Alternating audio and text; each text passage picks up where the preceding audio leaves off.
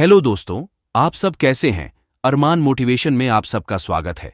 दोस्तों, आज आपको एक प्रेरणादायक कहानी बताने जा रहा हूं। वे कहानी एकलव्य की बहादुरी की है। तो चलिए, पहले आप सब कहानी सुनिए। एकलव्य एक बहादुर बालक था। वह जंगल में रहता था। उसके पिता का नाम हिरण्यधनु था, जो उसे हमेशा आगे बढ़ने की सलाह देते थे। एकलव्य को धनुष बाण बहुत प्रिय था, लेकिन जंगल में उम्दा धनुष और बाण न होने के कारण एक दिन वह धनुर्विद्या सीखने के उद्देश्य से गुरु द्रोणाचार्य के आश्रम में आया। एकलव्य गुरु द्रोणाचार्य के पास आकर बोला, गुरुदेव, मुझे धनुर्विद्या सिखाने की कृपा करें। तब गुरु द्रोणाचार्य के समक्ष धर्म संकट उत्पन्न हुआ, क्योंकि उन्होंने भीष्म पितामह को वचन दे दिया था कि वे केवल राजकुमारों को ही शिक्षा देंगे और एकलव्य राजकुमार नहीं है। उसे धनुर्विद्या कैसे सिखाऊं? द्रोणाचार्य ने एकलव्य से कहा, मैं तुझे धनुर्विद्या नहीं सिखा सकूंगा।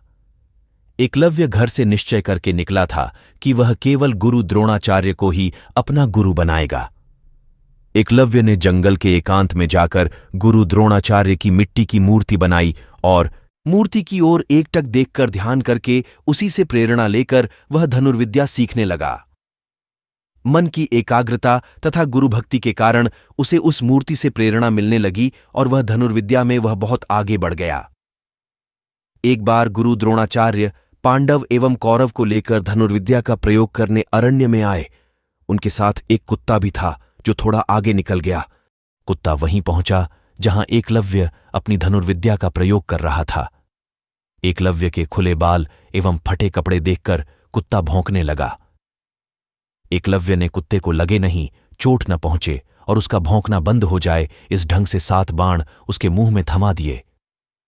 कुत्ता वापस वहां गया जहां गुरु द्रोणाचार्य के साथ पांडव और कौरव थे। तब अर्जुन ने कुत्ते को देख कर कहा, गुरुदेव, यह विद्या तो मैं भी नहीं जानता। ये कैसे संभव हुआ? आपने तो कहा था कि मेरी बराबरी का दूसरा कोई धनुर्धारी नहीं होगा, किंतु ऐसी विद्या तो मुझे भी नहीं आती। द्रोणाचार्य ने आगे जाकर देखा तो वहां हिरण्यधनु का पुत्र गुरुभक्त एकलव्य था। द्रोणाचार्य ने पूछा, बेटा, ये विद्या कहां से सीखी तुमने? एकलव्य, गुरुदेव, आपकी ही कृपा से सीख रहा हूं। द्रोणाचार्य तो वचन दे चुके थे कि अर्जुन की बराबरी का धनुर्धर दूसरा कोई न होगा, किंतु यह तो आगे निकल गया। अब गुरु द्रोणाचार्य के लिए धर्म संकट खड़ा हो गया।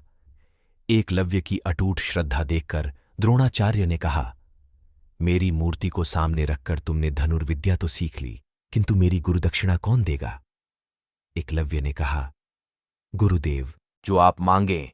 द्रोणाचार्य ने कहा, तुम्हें मुझे दाएं हाथ का अंगूठा गुरुदक्षिणा में देना होगा।